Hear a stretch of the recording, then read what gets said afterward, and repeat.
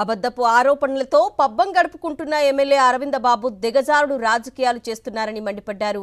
వైఎస్ఆర్సీపీ మాజీ MLA doctor Gopireddy Srinivasa Reddy గత నెల 17న క్రిస్టియన్ పాలెంకు చెందిన ఎఫ్రాన్ అనే వ్యక్తిని నాగరాజే హత్య చేసినట్లు పోలీసులు నిర్ధారించడంతో ఎమ్మెల్యే కుట్రలు బయటపడ్డాయన్నారు. ఖాదర్ ఆయన సోదరుడితో పాటు ఈ కేసులో తన ప్రమేయం ఉందంటూ ఎమ్మెల్యే చేసిన తప్పుడు ప్రచారాలన్నీ బయటపడ్డాయన్నారు గోపిరెడ్డి. ఇఫ్రాన్ అనే వ్యక్తిని చంపింది నాగరాజు అనే వ్యక్తిని అతను ఒక్కడే చేశాడు, ఎవరి ప్రమేయం లేదు. క్లియర్ గా రిమాండ్ రిపోర్ట్ లో అతన్ని చేసిన ఈ హత్య చేసినందుకు కారణాలు ఏమిటి కూడా క్లియర్ గా పోలీసు వారు పేర్కొనడం జరిగింది. దీని ద్వారా అది అరమందర బాబు అబద్ధాల అరవింద్ బాబు అని ఈరోజు నిరూపించుకున్నాడు. వ్యక్తిగతంగా అతను మా మీద దుష్ప్రచారం చేయటం, గుడ్డగాలు చేయటం, కాదర్ కుటుంబ సభ్యుల్ని నన్ను కేసులో పెట్టాలని చెప్పి హోమ్ మినిస్టర్ దగ్గరికి వెళ్ళి కంప్లైంట్ చేశాడు. ఇన్ఛార్జ్ మినిస్టర్ దగ్గరికి వెళ్ళాడు.